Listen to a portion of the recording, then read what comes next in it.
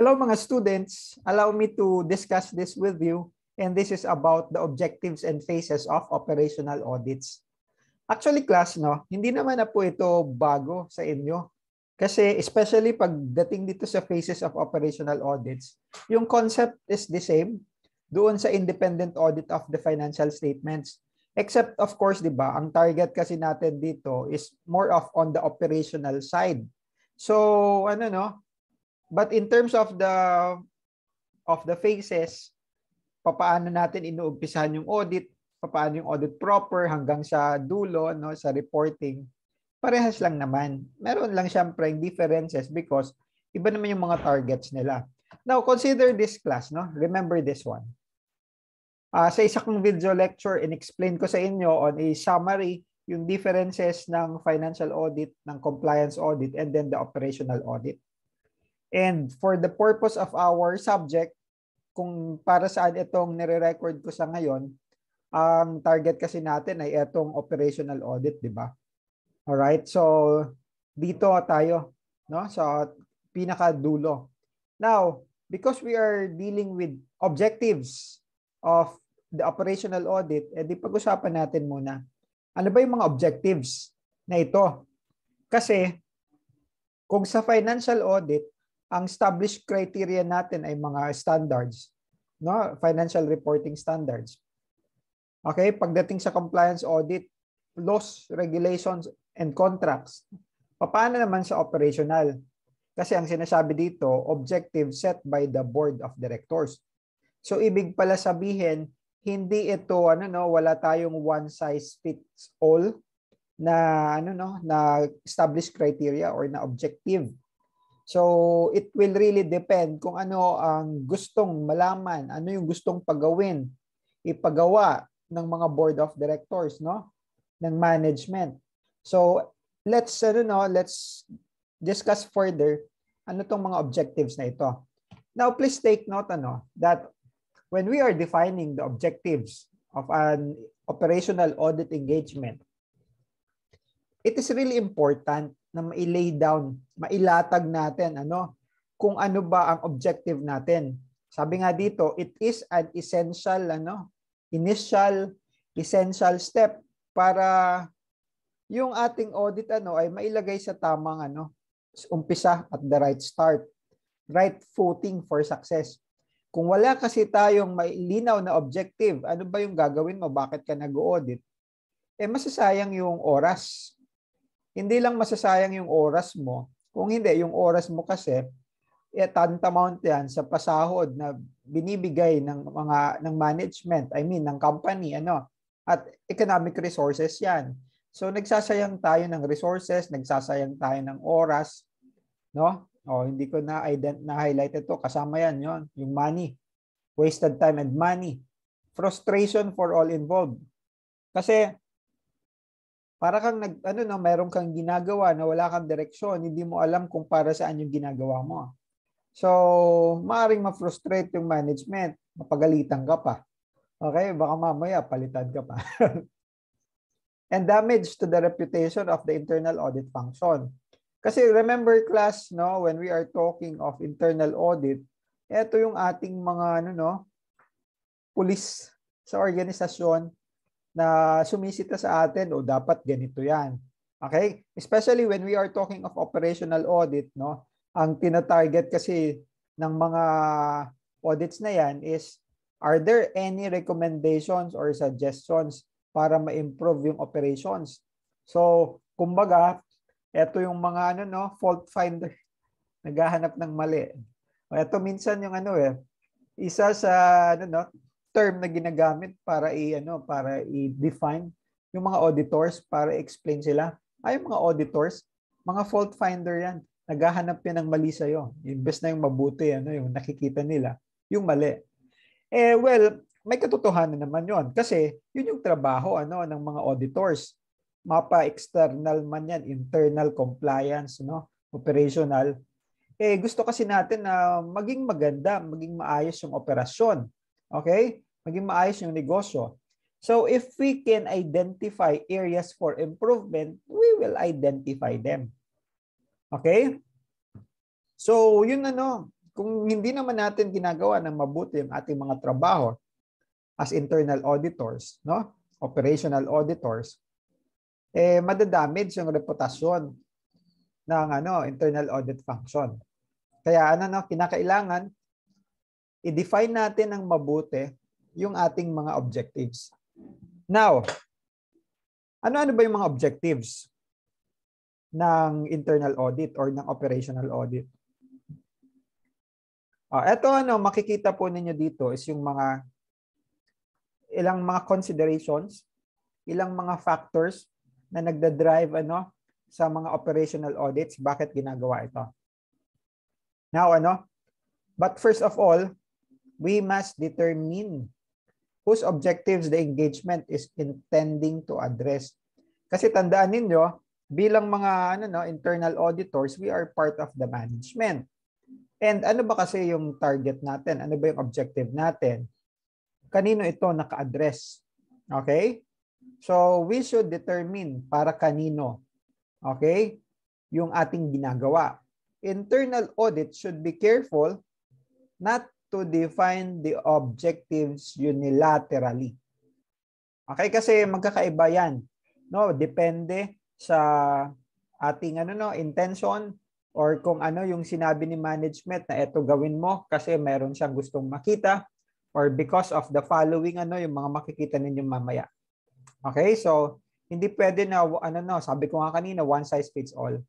Na hindi kagaya ng compliance audit that we are talking of laws, regulations as a basis.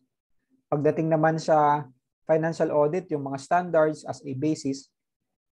Dito, yung objectives, it really depends. Okay? Now, yung objective for the audit or for the review could be driven by the following. At 4 po yan, class. First, mga bagong batas, new rules. Tandaan ninyo, ang pinag-uusapan natin dito ay operational audit. At ang target ng operational audit is to improve business processes for effectiveness and efficiency of operations. And pag may mga bago tayong mga proseso, may mga bagong mga procedures, may mga bagong polisiya, mga bagong batas yan, new rules yan. Okay? So kung meron tayong in-implement na bagong rules, pwedeng pumasok si operational audit, si internal auditor para i-check. Okay? After we implement this new rule, nasusundan ba? Nakakasunod ba yung mga tao doon sa mga rules na yon? Yung mga proseso naka-align ba doon sa mga bagong rules na yon? Now, please take note that the rules can be established internally. Okay? May mga bagong policies and procedures. Kasi for example, isa sa mga naging observation before is walang mga nakalatag, walang naka-layout, laydown. Walang nakalatag na mga polisiya. Puro lang tayo by word of mouth, informal. And we have to formalize it. Kasi meron tayong mga tinatawag na mga formality or formalization of tasks. So kung hindi nakasulat, ang hirap kasi pag halimbawa, pumasok na sa picture yung mga external auditors, maghahanap yan ng mga policies, company policies. Wala kang maibigay kasi wala namang nakasulat. Kasi verbal lang ang lahat. Informal yung organization. So maaring on the side internally, on the side of management, maglalatag, okay, magsusulat ng mga polisiya at okay, pag naisulat na yon, at kung meron mang mga bago na idinagdag doon from the existing practice, sisilipin ng auditor, internal auditor, gumagana, okay ba ito? Nasusunod ba ito? Kasi kung hindi, bakit siya hindi nasusunod? Okay? O kaya naman, externally, yung pagsiset up ng bagong rules within the organization, it may be as a result of external factor. Like, sabi nga dito, mga bagong batas at mga bagong regulasyon. Okay? O halimbawa, lalong-lalo na pagdating sa, kunwari, gamitin ko lang na example yung sa Department of Labor, sa ating mga minimum wages. In the past, ang isa sa mga naging employment ko, kung saan ako nagtrabaho before privately, is a service organization, manpower, HR company. So marami kaming mga tao or yung company na yun, maraming mga tao at syempre dahil maraming mga tao, marami din kasi doon ay mga minimum wage earners. So kung sakali na biglang nagkaroon ng changes sa minimum wage rate, okay? So may mga kailangang ayusin sa loob. Okay, for example, sa payroll system, dahil kunwari lang dito sa Metro Manila, 537. Okay, 537 yung minimum wage in 8 hours. Assuming lang, biglang naging 550. Kailangan may ayusin internally sa system ng payroll, sa HR, doon sa kanilang mga 201 files, nakalagay doon, may bagong increase, or it's either because of the minimum wage, or kung sakali may mga salary increase, So, kailangan masilip din yan. So, pwedeng pumasok sa scenario si external auditor. So, halimbawa, going back doon sa ating 550 na minimum wage, example, pagka-implement, okay, sasabihin ni management, auditor, pakitignan nga, paki-review kung lahat ba ng mga pinasahod natin ngayon ay 550 nga ang kanilang per hour, per day. Okay, so pwedeng pumasok si internal auditor, So review itong mga payroll system, okay, checking ng mga pay rates, or a combination. Okay? So ayun, halimbawa sa example ko, may salary increase ka na tapos may mga changes pa doon sa mga minimum wage.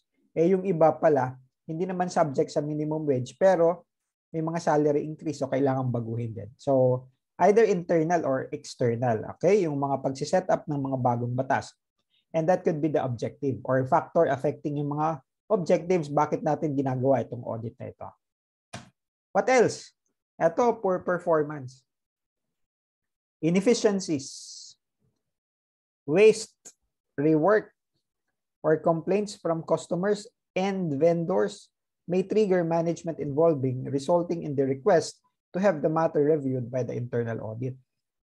For example, maraming mga gamitin ko na lang yung industry kung saan ako galing, HR, manpower. Kung mataas yung turnover ng mga employee, madaming mga nagre-resign. So pwedeng paimbestigahan yan sa auditor. Auditor, paki-check nga bakit ang taas-taas ng employee turnover, yung attrition rate.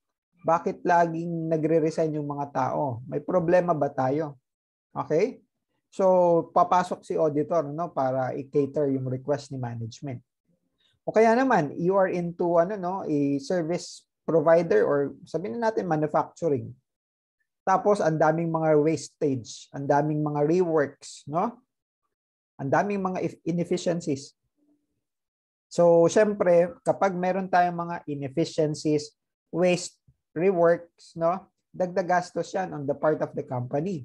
So, lolobo ang iyong lolobo ang iyong operating expenses. Okay? So, papatignan sa'yo ng management. O tignan mo nga, bakit masyadong mataas yung mga natin, expenses. So, marami pala tayong mga inefficiencies. How do we improve etong processes na ito? How do we minimize wastage? How do we avoid mga reworks? Okay? So, ayan class, that can, ang mga internal audit, yung operations audit, may arise because of poor performance in the past. Wala, ito problema din kapag, halimbawa sa mga service provider, na madaming kinikater na mga customers. So, halimbawa, ikaw ay mga repair shop. Okay? Tapos, madami kang pinapagawa or madami kang mga kliyente na may pinapagawa. Tapos, nagrereklamo na yung iba kasi hindi mo siya makater. Ilang araw na, ilang linggo na, hindi pa tapos yung pinapagawa. Okay? So, pwedeng pumasok sa internal audit at maging findings, kasi po, wala masyadong tao, ilan lang yung mga tao natin. Bakit ilan lang yung mga tao natin? Akala ko ba sapat yung tao natin? Kasi tumaas yung demand ng ating serbisyo, madami tayong mga naging customer pero nanatiling the same yung headcount natin sa ating mga trabahante, yung ating mga workers. So that can be an observation for the internal audit. Okay? So yan ang ilan sa mga factors that will drive a review, internal audit, operations audit. Meron pa po, compliance issues. Basahin ko muna, medyo mahaba-haba ito. This can be the result of internal quality control initiatives, okay, that identify anomalies.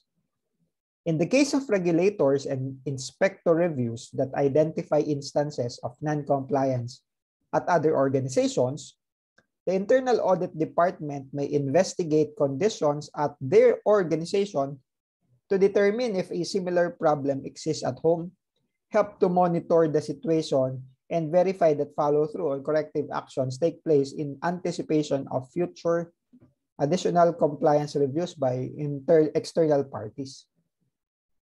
Okay.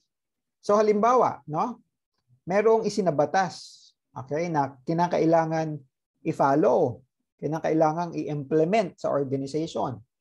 So ngayon, kung halimbawa, ikaw yung ilan sa mga companies na hindi pa nag-implement.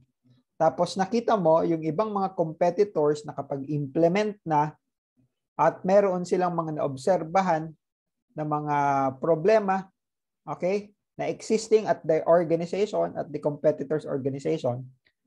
Okay, aside from being compliant, of course, eventually you'll have to follow it because it is mandated by law or regulation or by other regulating body.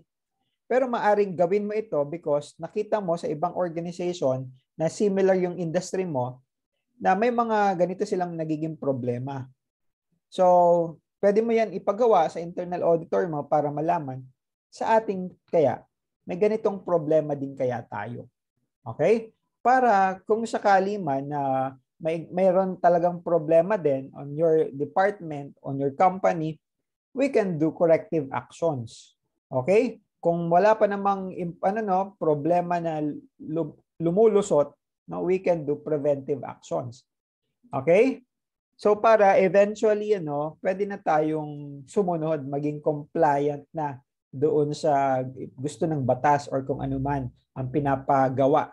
Okay? So it may happen before effecting a compliance requirement, The company may undergo operational audit to see whether something is not wrong, whether we are ready to implement those new rules, okay? Those mga compliance requirements na binibigay ng mga external parties.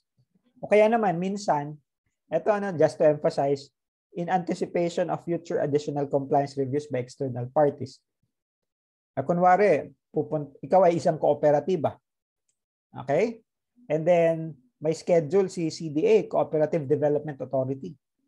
Mag-audit si CDA. O kaya si BIR. Or kung sino man, kunwari si Insurance Commission. If you are an insurance company. Before they start their audit, itong mga external parties, pwede mong ipagawa yan sa internal audit mo. O let's simulate para makita natin ano yung mga possible na maging exposures natin. Ano yung mga possible na manote ng mga external auditors kapag sila na yung nag-review ng ating organization. Okay? So that can happen. And lastly, anomalous revenues or expenses. Basahin ko muna ulit bago ko explain. While increases in sales is always welcome news, sino ba naman yung ayaw na mataas yung benta nila? If these figures appear dubious or kaduda-duda, internal audit may review the related transactions to verify they are all legitimate. They have been recorded in the correct amount and posted during the correct period. Similarly, unusually high or low or questionable expenses are likely to result in the request for a thorough review. Class, when we are talking of operational audit, pwedeng mahagip yung mga financials. Although kasi, di ba, hindi lang naman kasi ito yung target natin. Okay, but pwede kasi natin gamitin yan, yung financial records, to perform audit procedures na may kinalaman sa operations. Okay? So ito no, pwede nating i-connect ito na medyo connect operation slash financial na rin yung dating. So halimbawa kunwari iniisip ko kunwari ang ino-audit natin is yung sales and marketing. At sa sales and marketing meron silang mga komisyon sa mga benta nila. And kung mga commission based ang mga lakaran sa mga ganitong departments, malamang sa malamang pwedeng magkaroon sila ng opportunity. Kung alam niyo class yung fraud triangle okay, maintindihan po ninyo ito. Pero kung hindi man, one way or another ma-encounter po ninyo ito later on. Okay? I have this in my other playlist, especially sa accounting information system na playlist ko, so you can check it out. Ano yung fraud triangle na yon? Okay. Now class, kung mataas kasi kung based on commission ang sahod ng mga empleyado na nasa sales and marketing. So pwede kasi silang matempt na taasan yung kanilang mga benta at magbenta sila sa mga ghost buyers, ghost customers. Pagmumukain nila na legitimate yon para maging entitled sila sa mga tawag nito sa mga commissions na maaring makaapekto, questionable expenses. Siyempre, magkukompute tayo. And then, dahil pinamukha ito na benta, tataas din yung ating sales. So, kung sakali man nagkaroon ng flag, may nakalusot, nakahinahinala na kilos, at dumating ito sa management, it may prompt an investigation by the internal audit. O pasilip nga nito kung tama ba yung mga ginagawa ng ating sales and marketing. Or baka mamaya, puro lang sila bogus na benta para sa kanilang advantage na makakuha sila ng komisyon at malaki yung kitain nila. Pero eventually, biglang nag-back out pala yung ating yung ating mga buyers kunwari. So si internal audit, once chinek yan at nakita na may mga ganoon ng problema, okay, pwedeng ma-revise yung mga policies on the giving of commission. Okay, baka kasi masyadong maluwag yung company in terms of the giving of commission, basta merong reservations, hindi pa naman talaga nag-down or hindi pa sure buyer, karoon lang ng mga reservation, kinukonsider na natin as sales. So nag-record na agad tayo ng sales, tapos we have to recognize yung corresponding commission. Pero diretso back out. At pag nag-back out na yun, eventually, hindi mo na pwedeng bawiin yung commission. Maaring ganun, So, pwedeng silipin niya ng internal audit. Okay? So, mga anomalous, mga anomalya ng mga revenue and expenses. Okay? So, these are some of the objectives for an internal audit. Again, we should not define, we should be careful on not defining objectives unilaterally. Alright, now, tapos na tayo sa objectives and I hope you learned something from that. Let's talk about the phases of operational audit. Class, ang phases of operational audit, kagaya lamang po ng traditional na independent audit of the financial statements or FS audit, Naka-structure din po yan sa traditional na planning, fieldwork, and reporting phases. Okay? 1, 2, 3. And this provides a simple yet effective and time-tested approach para organize, okay? Or to organizing, performing, and communicating the results of the work done. So, eto ang phases ng operational audit. Now, kung maalala po ninyo ito, sa mga estudyante ko, meron akong binigay sa inyo ng mga link as a reference, supplemental material. Okay, I presented this one and you are familiar with this. Okay, this is also a representation of these phases of audit. Etong risk assessment, budget, audit schedule, kick-off, ito yung ating planning portion. And then controls assessment testing, substantive testing, okay, wrap up, ito yung ating field work. And then the report is the reporting phase. Now, I will not be talking about it. Hindi ko uulitin kung ano yung tinuro ko doon sa particular video lecture na yon, no? But pinapakita ko lang dito that that one applies in this case yung setup na ito for FS audit. Okay, applicable din po ito dito sa ating operations audit. Now, in terms of planning, tandaan po ninyo ito yung mga ginagawa under the planning phase. Okay, risk assessment. Ito yun plus.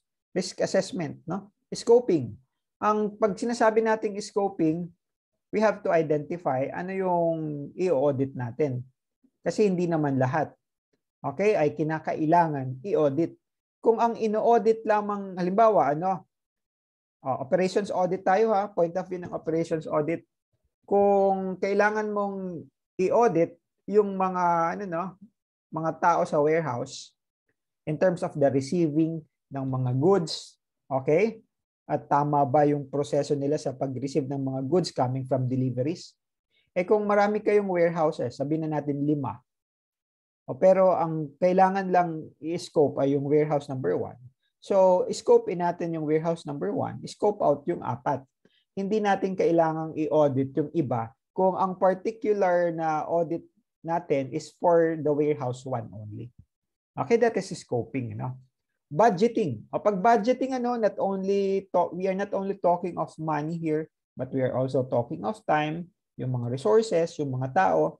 Kung malaking organization ito at malaki yung internal audit department, budgeting natin, kailan natin ito gagawin, sino yung gagawa nito, gaano katagal, okay, outside ba ito ng kailangan ba ito ng field work or within the organization lang ito, at doon kung saan ka nagtatrabaho, kung saan opisina ka, so kinakailangan din mag-prepare tayo ng budgets, okay, para meron tayong comparison in the future once actual is available. Budget versus actual, di ba? Meron tayong mga variance analysis. Defining the population of interest. Okay? Population of interest. Ano ba yung population? Okay, di ba? May mga research kayo, di ba? May mga thesis. Hindi ko lang alam kung sa senior high school niyo nakapag-attempt kayo gumawa ng thesis for a senior high school na program. Pero kung sakali man, you are familiar with the difference between population and then yung mga sampling. Dito, we are defining sino yung population natin. Okay, and then announcing the audit.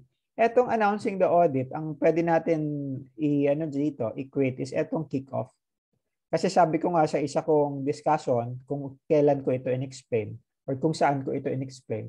Kick-off is the meeting with the team, okay, para pag-usapan, ito na yung mga gagawin natin.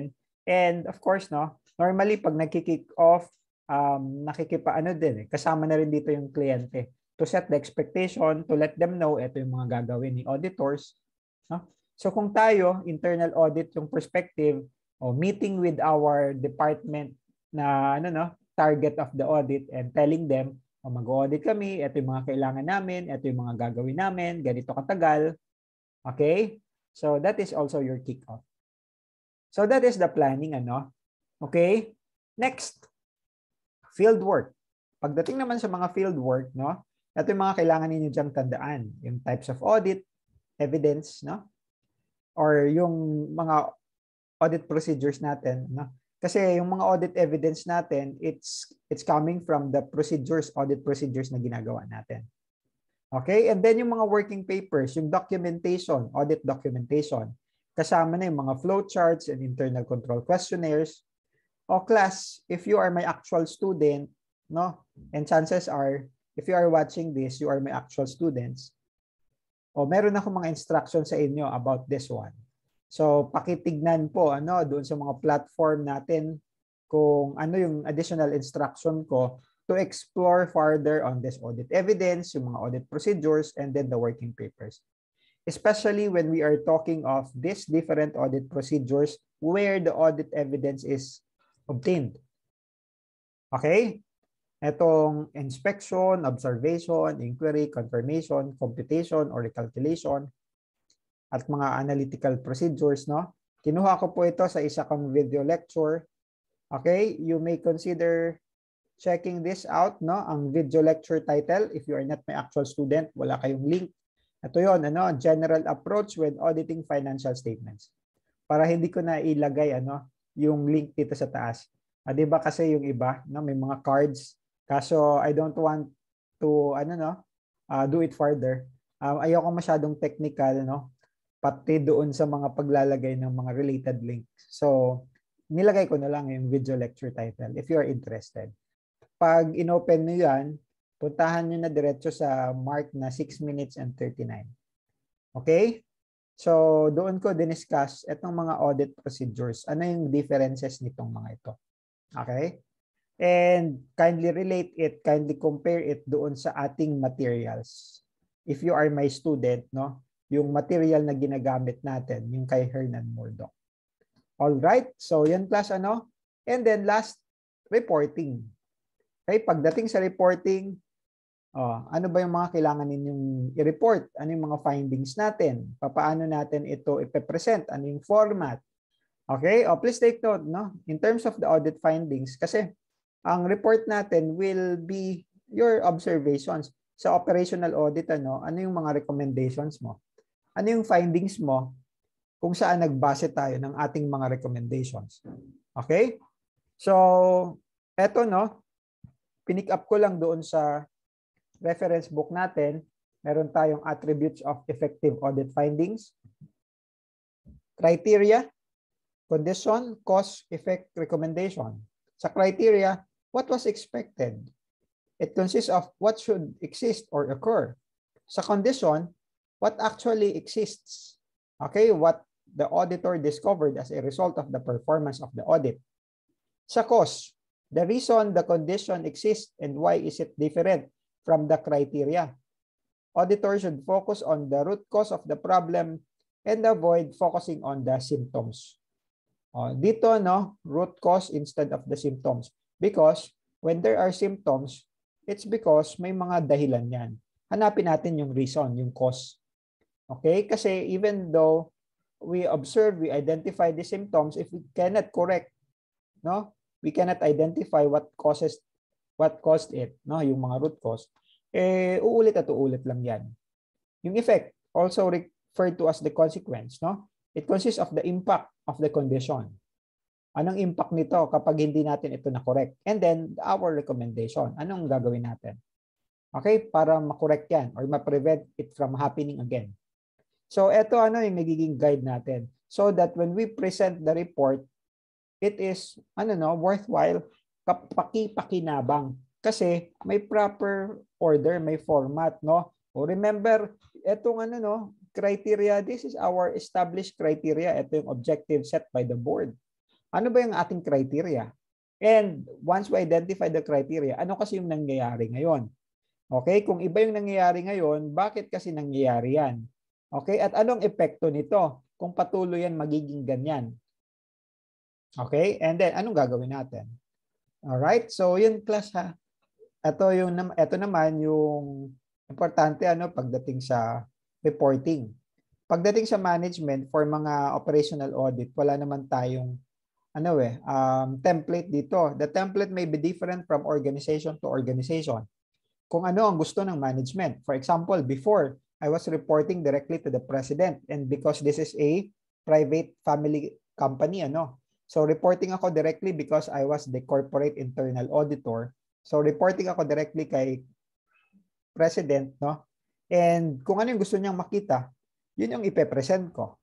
Okay? Wala tayong set template, okay, formal guide, no? Or kasi minsan iba yung gusto niyang mangyari, iba yung gusto niyang makita. Kung meron kang template pero hindi naman ito yung gusto niya, masyadong madetalye. O tandaan niyo class, on the top management, as much as possible, condensed, no? Concise, hindi masyadong masalita, hindi maboka, hindi madetalye. Kasi on their part, explain mo sa kanila briefly ano yung nangyari. So dapat direct to the point tayo. Although mahalaga yung may mga templates tayo, no? Para kung sakali man na, kasi it really depends on the management, anong gusto nila makita, anong kanilang approach, no? So kailangan nating alamin kung ano yung pulso nila. Okay, before setting up a template or doing something that is applicable to all reports. Okay? So, I think hanggang dyan lang muna tayo sa video na ito, and I hope you learned something, and this summarizes, okay? Summarizes chapter 2 of the operational auditing of Hernan Murdoch. Okay, so hanggang dito muna tayo. Maraming salamat. I'll see you around soon. Bye-bye.